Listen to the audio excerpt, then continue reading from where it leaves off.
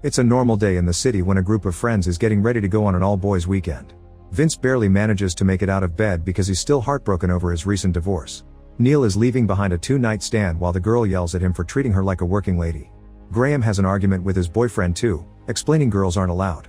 Mikey also has trouble at home, since his wife knows the boys' meetings often involve courtesans. To stop his wife from wanting to divorce him, he's glued the ring to her finger while she slept. Patrick prefers to listen to his stress therapy recordings rather than hear his wife scold him because this weekend they were supposed to have dinner with her parents. Finally there's Matt, who owns a comic shop and gets in arguments with little kids over fictional characters. Today he was so rude to the poor child that the shop's window gets vandalized. The guys meet at a bar where they discuss their plans for the incoming weekend, like playing golf, although Vince continues to be quiet and sad, especially when he finds a picture of his ex-wife in his wallet. Meanwhile Banksy is late because he's realized he forgot his phone in the house, and to make matters worse, he left the keys inside too, locking himself out. His friends try to call him, but since he won't answer, they think he's being lazy. Shortly afterward, the minibus they hired arrives and they discover the driver is a woman. Neil immediately nicknames her Candy, earning her scorn.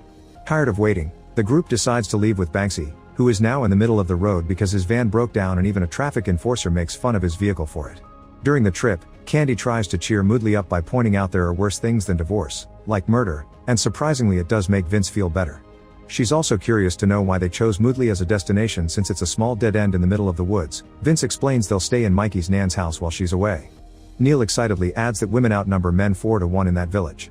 A few hours later, the minibus suddenly stops because the road is blocked by rotten and gutted animals. At first the boys are too disgusted to act, but when Candy begins working alone without caring about the icky factor, Vince helps. Meanwhile Mikey shares that his Nan is on a cruise while builders fix her house, and the group realizes the old lady doesn't know they're coming. At that moment, Vince gets a call from his ex-wife reminding him he has to sign the papers, and Mikey gets one from his wife threatening his PlayStation. Neil gets tired of all this whining and commands everyone to put their phones away in a bag so they can focus on relaxing. Sometime later, they arrive at Moodley, and while the boys get off the minibus, Candy puts drops on her eyes because they've reddened. It's right before sunset yet somehow the village seems empty. The group begins a round and when they see a football they kick it for the laugh without realizing there's a dash of blood in it. Not finding anyone around, Graham decides that Mikey will break into his Nan's house to prepare the house for their stay while their boys go get a drink. On their way to the pub, Matt splits from the group, getting curious about a shop called Burning Witch, which has all kinds of gross stuff on display. He also notices the only campaign posters belong to the same female politician that is being sponsored by a brand of wash powder, and the others were torn off. Meanwhile Mikey looks under all the gander gnomes in his Nan's garden for a set of spare keys, not noticing the severed hand on the lawnmower. Once he finds the keys, he finally notices a bloody handprint on the fence. Curious, he looks behind the fence and is shocked to see a bride zombie eating an interesting. When she sees him, she grabs an axe and begins chasing him. At the pub, Neil relieves himself in the bathroom and watches the woman in the next stall dropping much more blood than her monthlies should release. Then he rejoins the group and notices the stench smell wafting in the air. The group chats without knowing there's a rotting corpse behind the counter. Since nobody will serve them, the group goes back to find Matt and they watch how a hooded beggar appears down the road. They wonder if they should toss her some coins, but suddenly Sergeant Gavin jumps on the beggar and tries to kill her with his knife. The guys rush to help the woman and Vince tackles Gavin to punch him, but Gavin easily flips him over. Neil also joins the fight and hits the soldier on the chest, only for Gavin to throw him off. Then the beggar steals the knife and stabs Neil's hands. Gavin tries to explain what's going on, but Vince knocks him out. At that moment Mikey shows up and smashes the beggar's head with a garden gnome, revealing she's actually a horrifying zombie. Then Mikey explains that the village is a small zombie apocalypse and points to the street, where infected women are approaching them.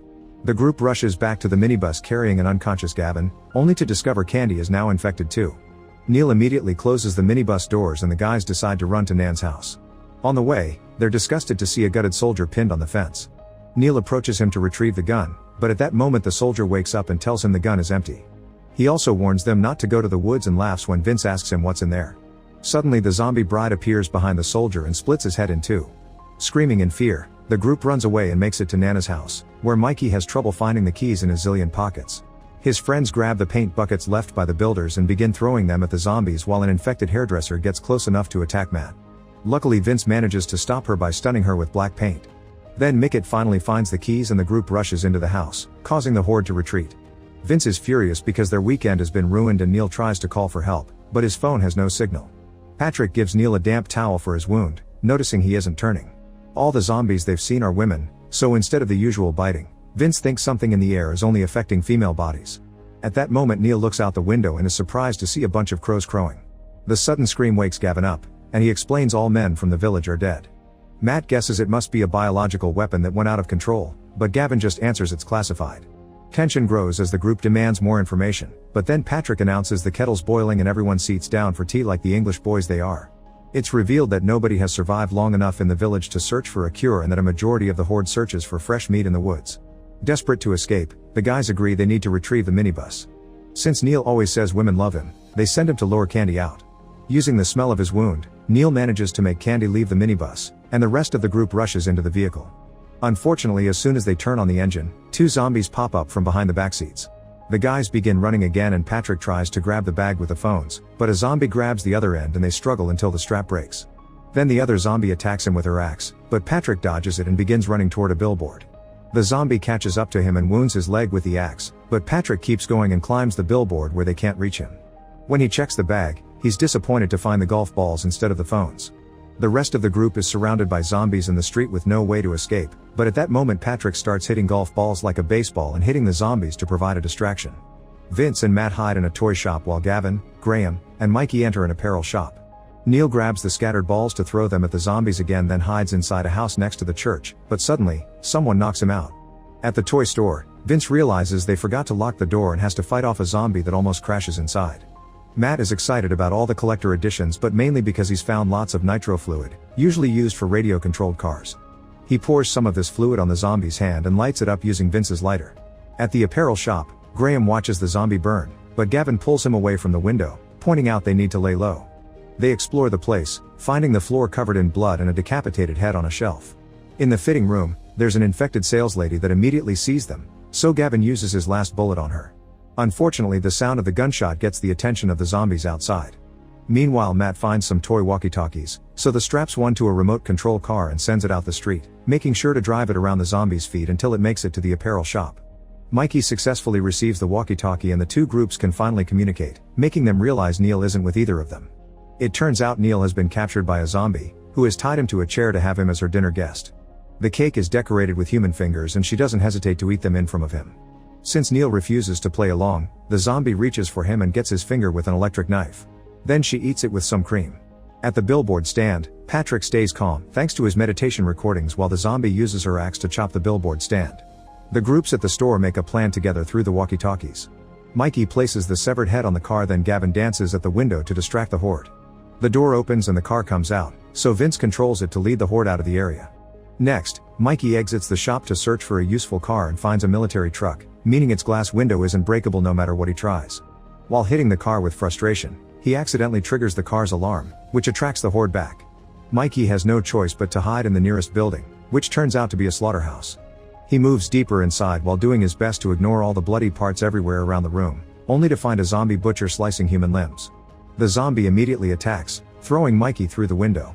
The rest of the group is worried that Mikey hasn't returned, so Matt and Vince decide to go looking for him. First though, Matt builds a flamethrower with the fluid and some toys. He also gives Vince a smaller toy gun because they're stealing jokes from better movies.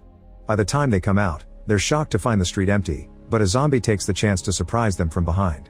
Matt immediately burns her with the flamethrower, making her run away. The toy catches on fire too and Matt throws it on the ground, only to discover they've been leaking fluid all over the place and flame is catching on. Following the fluid trail, the flame reaches the toy store and makes it explode. Back to Mikey, he lands on the street and manages to outrun the horde to make it back to the apparel shop while Vince and Matt run to the church. Among all the body parts, the duo discovers this place used to be a military base, so they use the walkie-talkie to tell their friends to join them there. Then the duo explores the building and finds an old laboratory where obviously horrifying experiments have been conducted. The guys at the apparel store decide to dress up as women, which allows them to leave the shop safely because the zombies only attack men. Meanwhile, the zombie finishes chopping off the billboard stand and makes Patrick fall. As the zombie chases him, Patrick immediately runs to the minibus and finds Candy holding his golf club.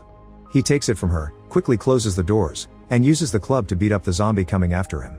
Back to the trio in costume, they're dealing with a zombie that is getting too suspicious and punches them, but they retaliate by snapping her head.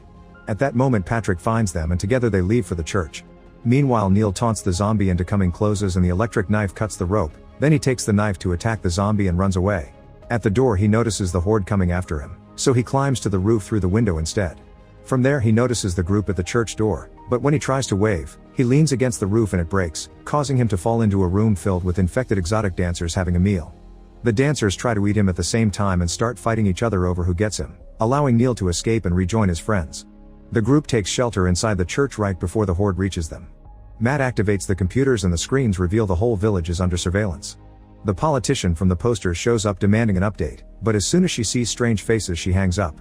Suddenly an alarm on Gavin's watch announces Phase 2 has begun. Outside, the infected women evolve and become smarter, faster, and weirder, while Gavin explains Phase I as sickness, disorientation, and psychosis. The zombie with the axe begins chopping at the door and Gavin reveals he's found a gadget that controls the experiment. With it, he can emit high-frequency sonic deterrents that produce a painful sound inclusive for women and is only effective after Phase 2 mutation. However, when he presses the button, nothing happens. Gavin starts panicking thinking they have no hope, and Neil scolds him because this is the fault of the very same experiment he was executing for some dumb politician. At that moment Matt finds a box full of wash powder, and it's revealed that the politician was a delivery girl that distributed free wash powder containing the virus to each household. Out of a sudden, Gavin spits blood and dies, revealing Mikey's infected Nan behind him. Mikey is upset, but he still has to watch how Matt surprises Nan from behind and beats her up with a golf club. Traumatized by what he had to do, Matt goes to the lab for some alone time, and Vince goes after him to comfort him. However, Vince finds Matt being killed by the burned zombie. Vince goes to give the news to the group, causing a furious Mikey to attack the zombie for revenge. Meanwhile, Banksy finally arrives at Moodley 2 yet doesn't notice the zombie inside the minibus. Back to the group, they fight the zombie together and while the others hold her down, Mikey kills her with her own weapon. Then they notice the horde has blocked the main door, so they escape through the stairs, finding a corridor with a terrifying sight at the end. All the dead men have been piled up to make a nest for the zombies. A creature sees them and they run away again, going into a room to escape through the window and reach the roof. At that moment, Banksy sees them and brings a ladder left by the builders, but the idiot starts climbing to join his friends. He doesn't believe the story when they scold him, but he helps when they move the ladder and use it to reach the neighboring roof. Everyone crosses safely while being terrified of the zombies waiting for them on the ground, but Graham is delayed because he stayed back to block the door. Some zombies manage to push him and break in, so Graham rushes to cross over as well, but a zombie catches up and moves the ladder to make him fall. Graham hit the ground and the horde immediately jumps on him to feed. The friends run around the roof and climb down, where they discover Banksy drove here in a tiny rental car. The tension finally breaks and the group begins arguing over who is to blame, but Patrick interrupts them to confess he wants to live longer. His speech is interrupted by another zombie, who immediately kills him. The remaining boys run back to the minibus and when they open the doors, Candy tries to attack, only to hesitate when she sees Vince's face. Vince uses the distraction to punch her and while he and Neil hold her down, another zombie approaches Banksy and kills him with a broken bottle. Vince runs to check on him and Neil finally loses it, knocking out Candy with a punch before yelling at the horde for more. His friends drag him into the bus, but before they take off, Vince burns the picture of his ex-wife, announcing he's done with women and if they want a pet they can get a Labrador. Not depressed anymore, Vince drives the minibus and hits as many zombies as he can on his way out of town. However, when they reach the road, they suddenly hear Graham through the walkie-talkie. It turns out he's been thrown in the nest with the other bodies and he wants to be rescued. The trio immediately makes their way back and gets ready to fight with gold clubs. Meanwhile, Graham finds the remote control for the system and goes upstairs, where he notices a wire had been disconnected. Graham quickly fixes everything and presses a button that activates the speakers the military installed all over town, which immediately makes the zombies freeze. Then Graham rejoins his friends and Neil grabs the control to have some fun. He presses the button over and over to taunt the zombies, getting close because they can't touch him. Then he tosses the control back to his friends, only for it to fall and break. The system fails and the zombies are freed, so the friends immediately throw Graham in a shopping cart and begin running away. Make sure to subscribe and turn on notifications so you can watch more videos like this. Thanks for watching.